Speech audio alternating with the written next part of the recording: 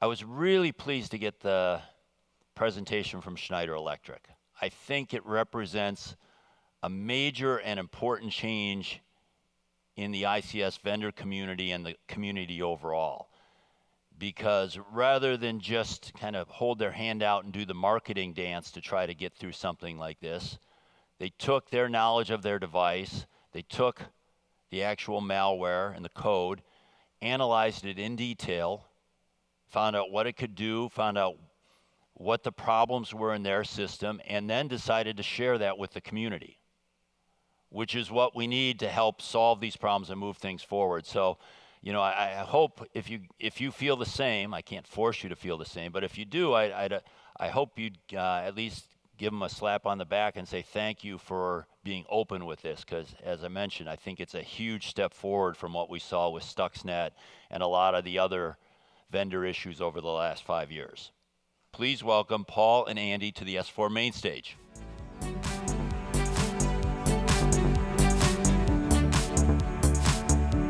you, Dale. Thank you. Does this work? Can you hear me too? Can you hear me? Can you hear me?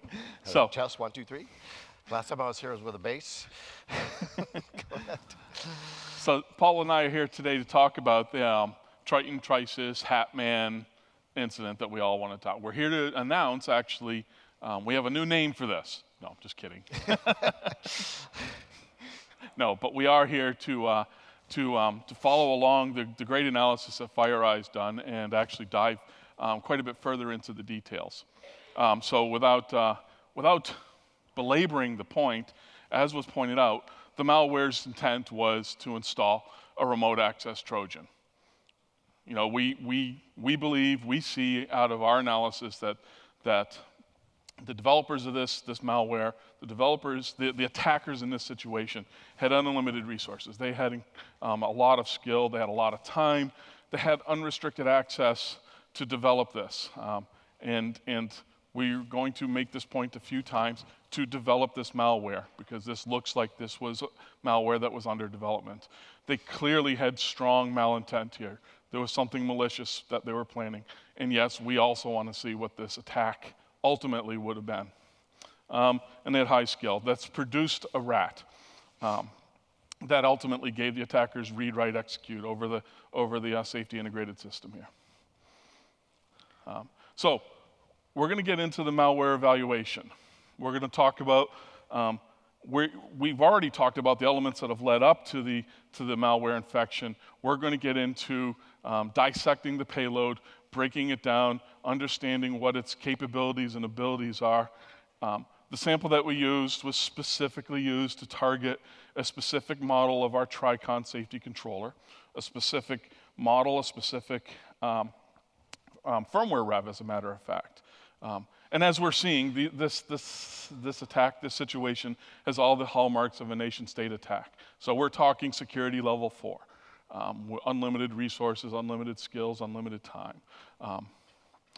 But before we dive into this, we just want to make it clear that as you're thinking about this attack, you're thinking about what are the precursors to this attack? How does this infection take place? So the current version of this malware that we've been working with clearly requires the following. It requires access to the safety network. Some either local physical presence access to that network or remote access. You need to have the ability to load the malware into the Tricon, which implies that there's some sort of computer, laptop, PC that you have access. In this incident, it's been mentioned a few times, the TriStation terminal was actually that machine that was used to launch the attack. And specifically, our Tricons come with a memory protect mode. So there's a switch on the front panel that allows you to protect the memory from being written to. So one of the precursors to this attack is that, in fact, that key switch has to be in program mode. So with these precursors in mind, with this malintent of these attackers in mind, we're going to talk about the analysis now. So Paul? Thank you. Thanks, Andy. What do I do? This is forward? Okay. Do I get it? Okay, great. All right, thanks. Hey, my name's Paul Forty. I'm an architect here at Schneider Electric, sorry. Woo, we've been putting a little too many late hours, but a lot of people were involved in this. I need to really do some shout outs. First of all, the customer itself enabling us to get in there, preserve all the forensic evidence within 4 hours of the incident. There was a massive amount of data that was captured for this that had to be perused and parsed out to find out what was going on. But they were very, very helpful in doing this. And also every week we're calling us, having meetings, making sure things were getting done. So Mandiant, FireEye have both, Mandiant and Dragos both were sharing all of their research with us as it was going on. Those bulletins that you saw come out, they were definitely not blindsiding us. They were definitely including us and letting us put our mitigation pieces into their bulletins, as well as with the DHS bulletin. Clarity, bugging us every day, helping us and showing what they've found out about this thing. Their ways of detecting it on the wire, which are impressive. I hope you've seen that they've done. And wanting to run those by us and work with us on this sort of thing. VirSec, some of the leaders in memory-based attacks, of which this is, and that we have been working with in that field for a while in the PC-based industry of learning about ROP programming and how to defend against it. These guys are monsters in that. Securiosity, looking at what was all these Wireshark traces that we had, going through mounds and mounds of those and be able to pull out real valuable data out of these things that brought insight into this investigation. And McAfee, within hours of actually getting the sample, they spread the definitions out worldwide, blocking the Trilog.exe as a piece of malware on a PC. The FBI, DOD, DARPA, they were all helping wire together this consortium of people that wanted to find out what this thing was really doing and what it was up to. You have to really call out Ian Stewart. He was one of our main researchers on this from the INL. Great guy, 25-year-old linguistic major. Can you imagine? He did some of the key investigation pieces that we're going to be talking about today and helped get this thing really off to the great start that it did. So moving on, as we talked about before, Trilog.exe sat on the PC node. It was a bunch of Python script. It wasn't intended to last very long, but it developed. The attackers developed a library of protocol calls that the TriStation itself would normally use, and that's what it used to talk with and download things into the controller. Now, the controller has those functions. If you bring up a TriStation today, you'll be able to download your ladder logic program or whatever it is to the controller itself and have those things being executed by the scheduler happening inside the Tricon. But its main job was, number one, as you saw from Blake, was to send in one big hex string, which was basically a PowerPC a script or a program, actually, that set up all the status register that was going to be used by the injector tool itself to basically find out if I'm really on the right controller, am I on the right version of the firmware. It knew where it was going, it knew where it was targeting, and if any of these things would fail, it would bail. I put error codes there. It's not really true. It had no real error codes. It looked for an F. If it saw an F, it bailed. That was it. So it was intended to work. There was no doubt in mind that it did not intend to fail. And the only failure modes that were recovered here at all, the only codes were that it wasn't in the right place. So I'm just going to bail. Other than that, straight through logic. As Andy said, very well written, and people talk about bugs. A lot of these bugs are put in there to throw off forensic experts, to say, well, if this stuff does get found, then maybe they were not going to be able to run it to find out what it really did. And that's some of the things that really, that's through the investigation for a loop in some cases, and then being able to fix it and get it to run properly was really the key to finding out the real intent. What did it do and how can you use it? And could we use it? Which was the main Paul, thing. you're saying that you actually found bugs in the malware and you what? Yeah, as Blake said, there was a bug in interpretation of information there, but it wasn't as obvious, right? Because how the thing worked and how you would think to get away from that bug was the trick. And that's one of the places where Ian really shone, and we were able to get by that and get the actual payload working. I hope that answers your question. But anyway, you hear about this dummy program, and it's used because there's no real delete inside the controller. If you want to get rid of a program, you just got to overwrite it. We have a download all function that goes in, wipes everything in there, and puts your new stuff there. But this dummy program was the shortest possible PowerPC program you could write. It was just one line long, open up, close, goodbye, I'm back, I'm done. But it would use this to get rid of whatever it had in the controller, what it was using, and it didn't need anymore. And all this stuff, like the very next thing was like the inject.bin and imain.bin. Inject.bin is just a tool, much like we use on PCs today, to inject into process memory and determine how we can guard against those type of attacks. But they've written this to run on a Tricon, and it runs like any other ladder logic type of a program. It gets executed by our execution scheduler and does its thing, right? But when it's done, the trilog.exe realizes that event, I'm finished. He comes back and wipes it out again, so there's no evidence of it on the computer anymore. It just rewrites all those registers to 0. But let's go and get into that inject.bin. It's basically, like I said, it looks like any other control program to the Tricon. But it's going to run on the scan cycle. Every time the scan executes, it's going to do something else. The first 3 steps are basically trivial to some extent, but it needs to know he's in the right place. He needs to be able to take time doing it, because this is a TMR setup. Remember that we have to be able to replicate between controllers. And if there's any fault in that, then the faults show up and operators see them. And by the way, that was mentioned earlier too. The intent was not to crash these controllers, but to have power over them, right? So, and it was just the use of or not writing down something that was functionally or syntactically correct that the Tricon did. Tricon has a lot of consistency checks going on to make sure nothing goes down there that it's not supposed to be. But anyway, this thing checks that. It looks for a particular machine state register. It looks for a value in that register. And if it's the right value, he'll also try to read and use this particular function to read and write user space memory. If that all works, he's on the right controller, he's on the right firmware, he goes about to do his real attack, okay? This is the exploit. So remember, inject.bin, it's going to run once and say goodbye. Nothing else to do.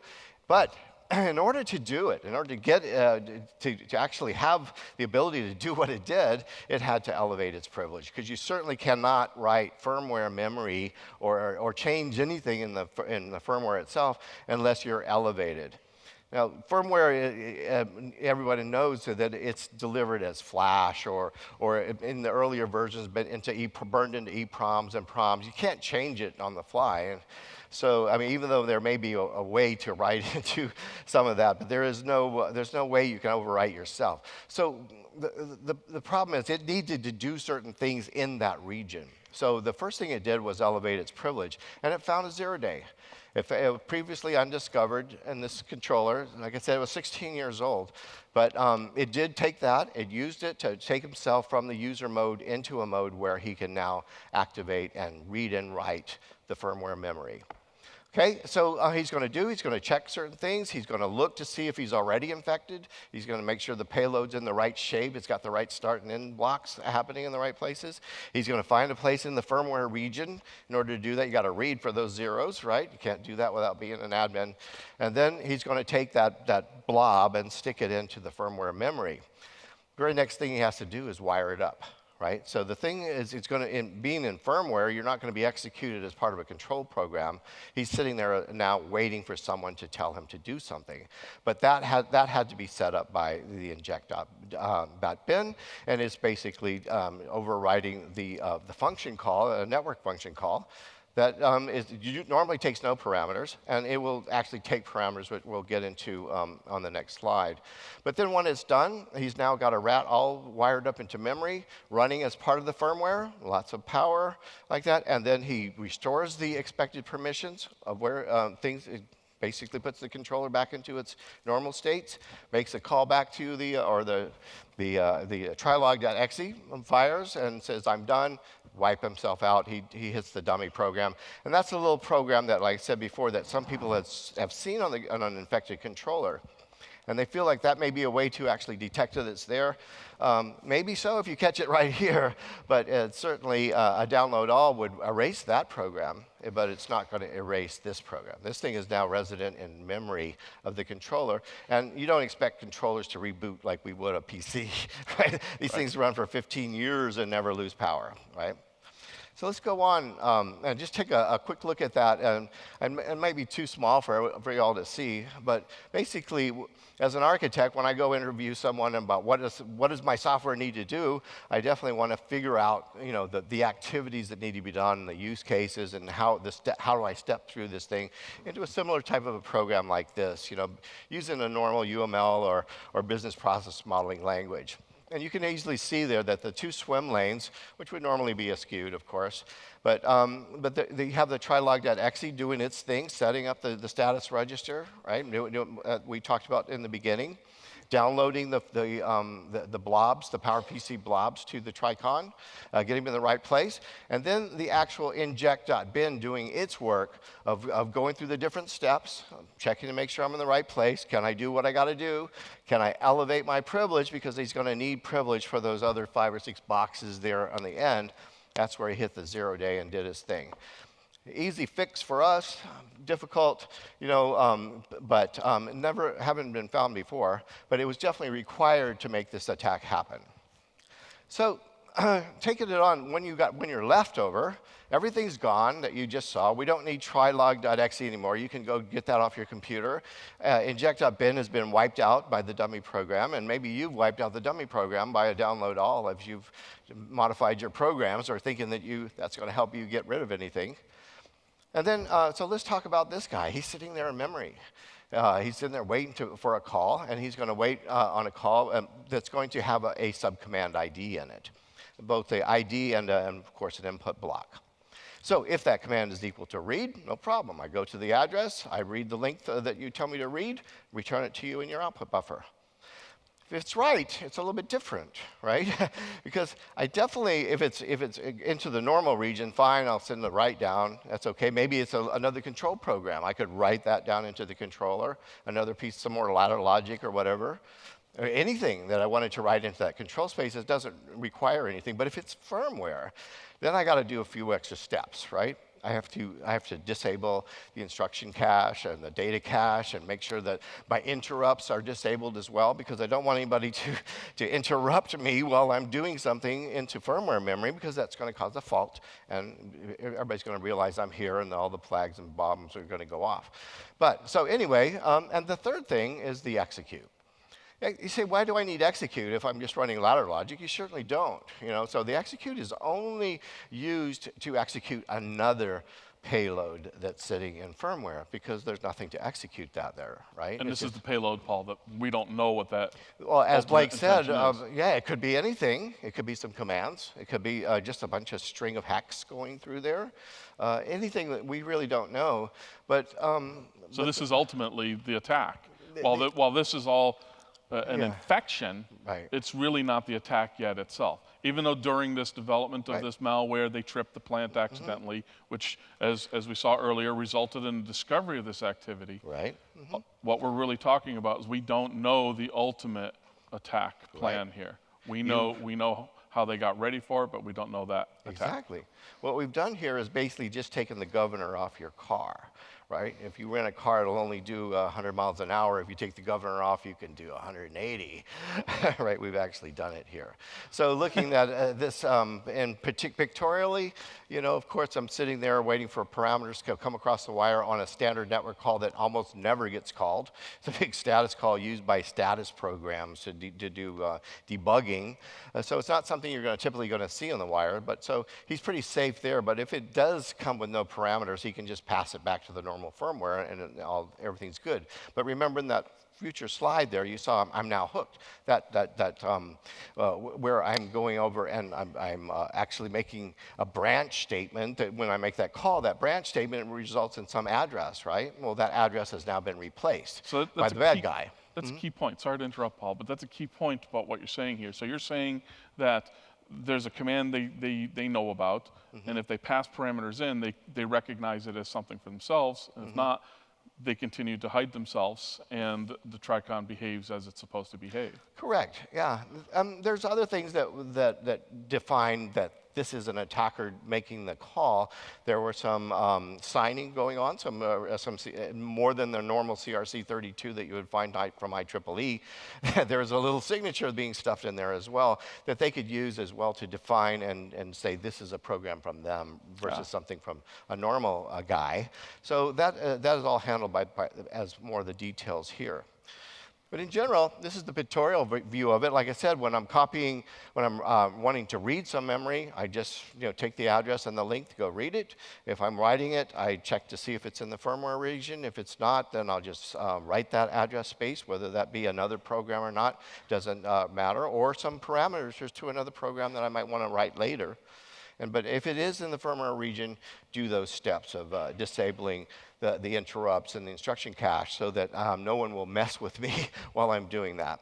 And then, of course, the execute statement is not required for anything except in the firmware region itself.